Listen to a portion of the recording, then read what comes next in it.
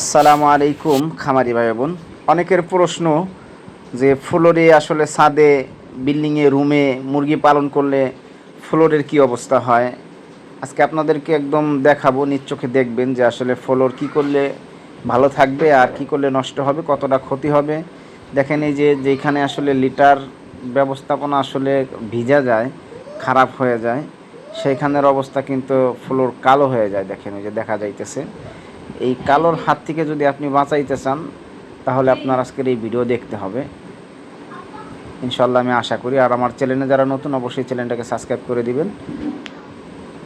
এই যে দেখতেছেন ফ্লোরটা বাইরে যেরকম স্পষ্ট এরকম কিন্তু শুকনা স্যাঁতস্যাঁতে থাকবে, আপনার ভিজা থাকবে না, এরকম শুকনা সফল থাকবে।